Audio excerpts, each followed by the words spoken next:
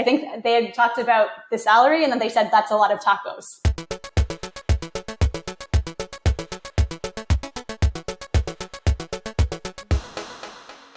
Welcome to Experience Points, presented by our friends at Avtex, who transform customer experience through CX design and orchestration. On Experience Points, contestants earn points by answering customer experience questions and share their insight on how to make your interactions remarkable. Those points turn into dollars for the charity of their choosing. I'm Dan Gingiss. And I'm Joey Coleman, and we'd love to introduce you to today's contestant, Amanda Kwok, who is the Director of Customer Experience at Wave HQ in Toronto, Canada. She is formerly the Senior Director of Guest Experience at Oasis Collections and personally mentored by the founder of Four Seasons. Amanda, welcome to Experience Points. Thanks so much for having me. We are super excited to have you. Amanda, I gotta ask, personally mentored by the founder of Four Seasons? I know there's a great story there. So that was inspired by two different things. One was in my last year of university, I worked with my leadership prof on a course founded on the idea that we become who we have coffee with. And I just started getting into the kind of routine of asking people that I admired for coffee and realizing that 9 times out of 10, people say yes, and there's really no drawback to asking someone. The other thing that I was inspired by, though, was in 4-Hour Workweek by Tim Ferriss. He talks about the idea of how it's actually the middle managers who are the hardest people to get in contact with because everyone's just shooting for these like base hits and they just assume that the CEOs are completely impossible to get in contact with. So I grew up wanting to start my own hotel, and Four Seasons has always been a company that I admire. So I had the opportunity to go see Isidore Sharp, the founder of Four Seasons, speak. And I went up to him after his keynote speech, and I remember just rambling a lot about how passionate I was about starting my own hotel and how much I admired him. And I just turned to him and I was like, what would it take for me to convince you to have coffee with me? And he looked at me and he was like, just ask. And so he gave me the number to his assistant. He said, call Nan, set up a time. You can come to my home and ask me whatever you want. And that was the start of our relationship. Oh, I love it. It's amazing. Great story, Amanda. So you're going to be playing for a special charity today. Can you tell us which charity you chose and why did you decide to play for them? So I chose a charity called Jack.org, and they are a mental health advocacy charity that really focuses on dispelling the negative stigmas around mental health, as well as really ensuring that young people across Canada are comfortable, both talking about mental health as well as reaching out for support when they need it. So I chose Jack.org because I'm no stranger to struggling with mental health, but I think especially during COVID and throughout all this isolation, it's really taking a toll on mental health. And so I think it's more important than ever that people are comfortable talking about when they need support and know also how to support others.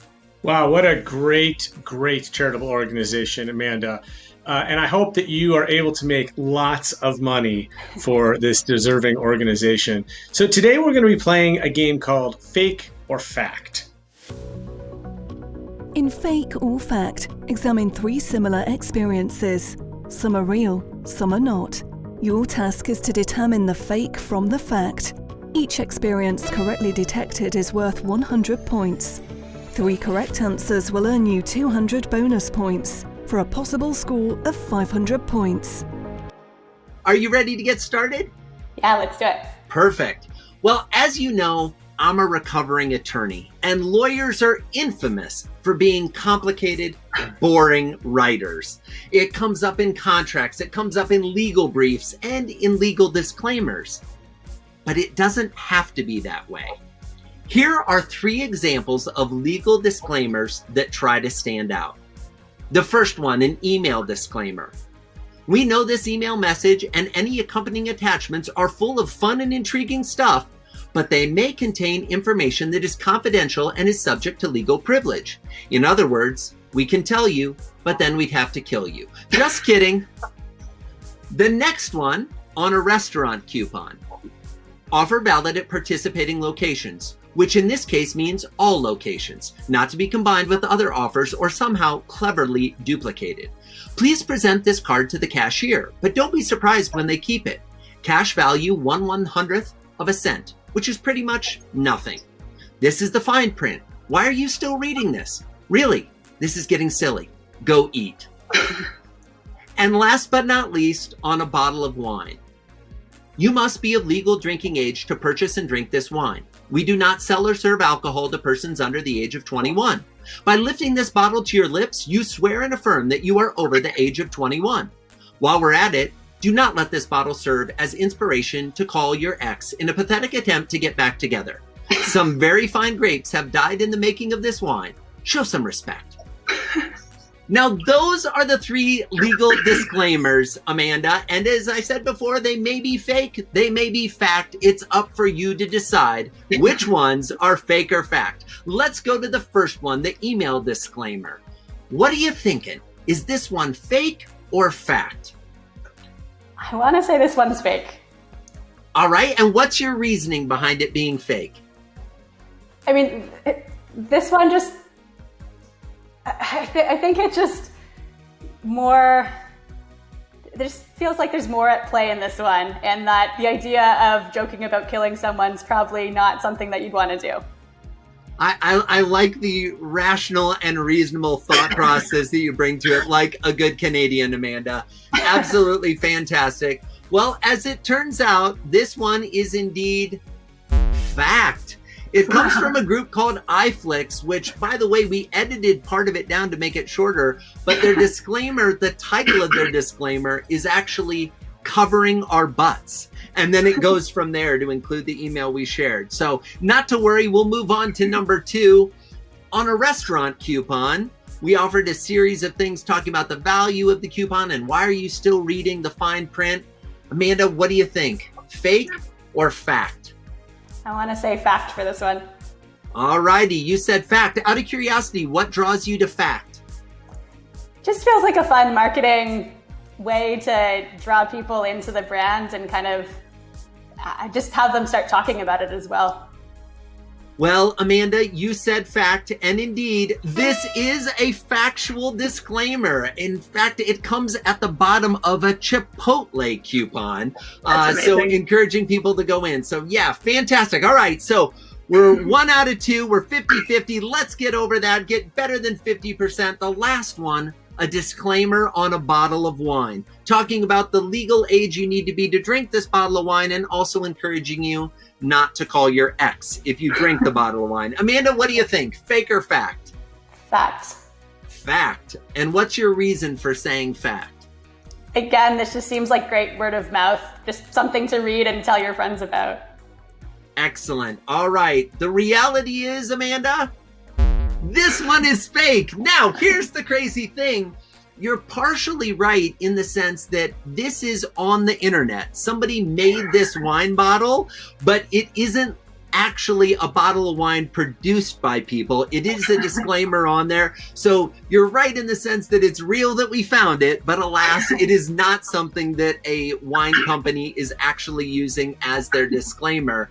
You know, Amanda, out of curiosity, you were obviously drawn to some of these because they were fun and playful. Could you speak to the opportunity businesses have to incorporate personality into the fine print, whether that's their contracts, their legal disclaimers, whatever it may be, but to kind their of bottles of wine. Yeah, bottles of wine, whatever it may be, to bring a little bit of spark and excitement. Yeah, actually, it's funny that you mentioned contracts. I remember when I got the contract for my current job at Wave, there's the actual legalese, and then in the side margin, there are kind of fun summaries of everything. So I think they had talked about the salary, and then they said that's a lot of tacos. They just, you know, it's a fun way to inject the brand's personality into everything that you do. And I think it just builds that emotional connection and gets people talking about the brand, which is always an incredible thing to be able to do. You know, another thing, Amanda, that strikes me is that there's a lot of departments within an organization that if you ask them, they might say, well, I'm not involved in customer experience because, you know, I don't talk to any customers. Yet the finance department creates invoices, the accounting department, the legal department. There's lots of people behind the scenes. You mentioned the HR department. There are people that are behind the scenes that even if they don't have direct contact with the customer, they have indirect contact. And what they write and how they communicate affects the experience. Can you talk about how companies need to get an entire culture of experience to really be successful? Because frankly, we need those people in accounting to be thinking about CX as well, don't we? Yeah, that's a great question, Dan. One of the things that we've introduced at our monthly town halls is we've started to feature customer stories so that everyone across the organization gets the chance to hear the stories of the people using our products and starts to feel that connection to them, even if they aren't interacting with them every single day. I think just helping personify the customer, really helping people who potentially don't interact with the customer every day understand these stories and the personalities of the people using our product has been something that we found to be really impactful across the company. And I think also just sharing the story, sharing when customers share positive feedback on the product, but also calling out when other departments across the company have contributed to making customer experience special in some way, even if it was in a behind the scenes kind of way. One of the things that we've done is we've started a Slack channel specifically for when teams across the company work together to create really remarkable customer experiences. And it's a chance to kind of celebrate people beyond your own team and call out people on other teams. One, so that you have this incredible place where people are constantly keeping the customer experience top of mind and sharing stories that really illustrate the type of customer experience we want to create, but also just a way to build that sense of camaraderie and celebration and connection across our whole company.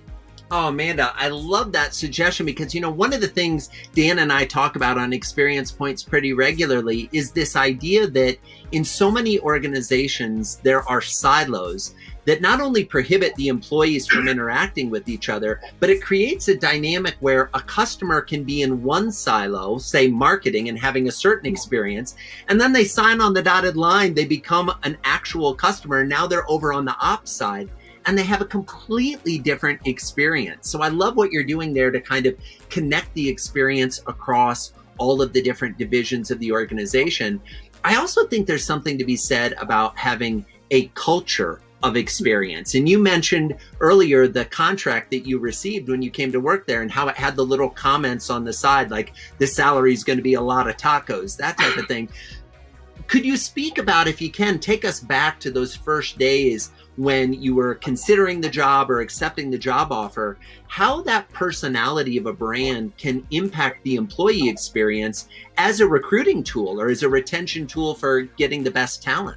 I think excited to join the brand, excited that a company would go through the lengths of, injecting this personality into things like the contracts, into things like their website. It made me, genuinely excited to be a part of the culture myself. I think a big thing too, though, is just meeting the people during my interview process, and especially as a customer experience leader, getting really excited about the fact that one of the first questions that my now boss asked me when he met me was, "Have you read The Power of Moments by Chip and Dan Heath?" And rather than ask me typical interview questions, he asked me about NPS and whether you would focus on the passives in the middle or the detractors. Just the fact that our COO was already thinking about those things was really exciting to me. And I think just what's really important for me as a customer experience leader is finding a company where the executives truly view customer experience as a strategic advantage and a competitive differentiator. And I've worked at companies where that hasn't been the case. And now I work at a company where our CEO, when my support team has a backlog of tickets, asks me, how can we get the rest of the organization to help? Can we get everyone to stop doing what they're doing to do a full company email blitz? Or do you need the engineering team to reprioritize what they're working on to help your team in some way? Wow, I love it, Amanda. So many organizations claim to be prioritizing customer experience, but it sounds like your team at Wave is definitely doing it, and it's doing it across the organization. So fantastic. Well, Dan, let's recap. How did Amanda do playing Fake or Fact? Well, in this game, correct answers are worth 100 points, and Amanda answered one question correctly, which means she earned 100 points. That's some tough math right there, people. Now, these points convert into dollars, which means Amanda has earned a $100 donation to jack.org. Congratulations, Amanda. That concludes this episode of Experience Points. Check out more games with Amanda and our other celebrity contestants at experiencepointsgame.com. That's experiencepointsgame.com. We'll see you soon for more examples of remarkable experiences here at Experience Points, presented by Avtex.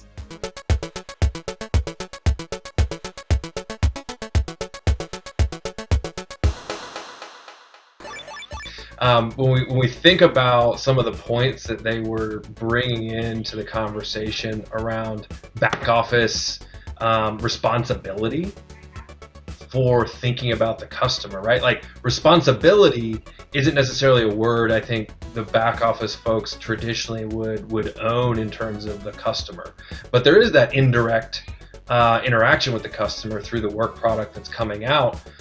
So what really is the importance of that to be thinking about holistically across the organization?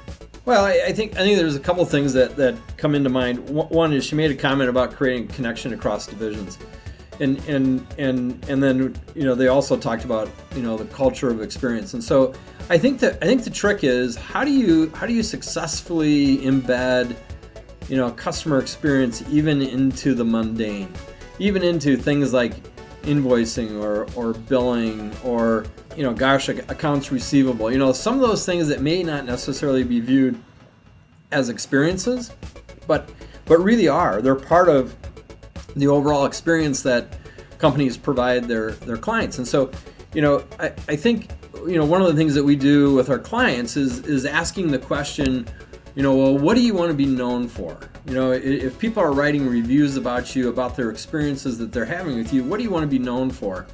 And one of the things we do is we press into that by saying, okay, well, that's great. Well, what do you want to be known for when you're invoicing your client? What do you want to be known for when you're sending them, a bill, or when you're providing warranty, service?